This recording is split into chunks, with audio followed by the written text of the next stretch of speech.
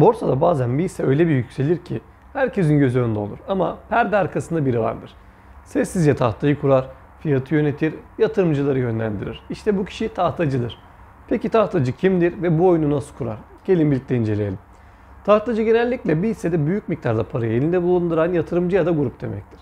Hissenin likiditesi düşükse, yani alım satımı az olursa tahtacı fiyat yönlendirme gücüne sahip olur. Bu kişiler bazen şirket sahipleri, bazen de manipülatif oyuncular olabilir. Ama ortak özellikleri tahtanın hakimi olmalarıdır. Peki tahtacı oyunu nasıl kurar?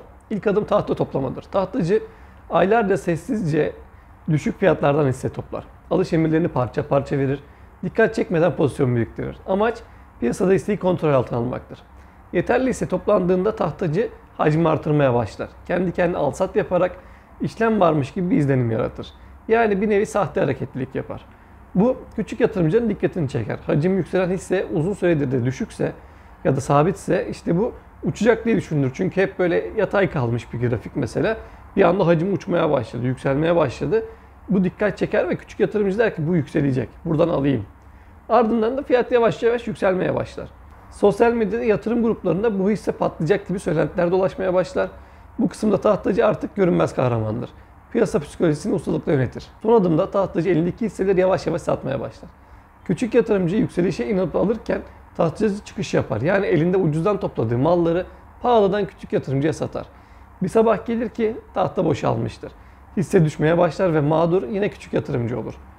İşte böyle küçük küçük artan hisse sürekli arttı. Bir anda böyle çakılır. Her gün %10 düşmeye başlar ve işte küçük yatırımcıyı burada ciddi üzer. Ya işte zarar kesip yapıp satarlar ya da zarar kes yapmayanlar da çok uzun süre zararım çıkacak diye bakar. Peki borsa bu kadar şeffafken tahtacı nasıl iz bırakmaz? İşte bazı taktikler. Robot emirlerle fiyat baskısı kurar. Birden fazla hesap veya aracı kurum üzerinden işlem yapar. Yalandan satış emirleri verir, küçük yatırımcıyı yönlendirir. Ve genellikle düşük hacimli hisseleri seçerler çünkü orada dikkat çekmeden hareket etmek kolaydır. Ve işte böyle büyük Koç Holding vesaire gibi, Türk Hava Yolları gibi büyük şirketlerin tahtasını almak da çok zor olduğu için de pek bunlara bulaşmazlar. Daha çok böyle küçük hisselere yönelirler. Bu yüzden SPK bu tür hareketleri sıkı takip eder. Ama her zaman manipülasyon tespit edilemez. Türkiye'de tahtacılık yani piyasa dolandırıcılığı sermaye piyasası kanununa göre suçtur. SPK piyasacı bozucu eylemler kapsamında bu kişilere işlem yasağı, para cezası, hapis cezası uygulayabilir. Ama bazı tahtacılar bu cezaları bile oyunun bir parçası sayar. Yatırımcı oyuna gelmemek için ne yapmalı? Şimdi buna bakalım. Bir hissede tahtacı olup olmadığını anlamak kolay değildir ama bazı ipuçları vardır. Hacim bir anda patlıyorsa dikkat edeceğiz. Şirketin temelleri zayıf ama fiyat sürekli yükseliyorsa şüpheleneceğiz. Forumlarda aşırı gazlama varsa hisselerden uzak duracağız. İşte herkes bu uçacak, işte ne bileyim çarpı 10 yapacak, çarpı 20 yapacak. Böyle şeyler diyorsa uzak durmak lazım.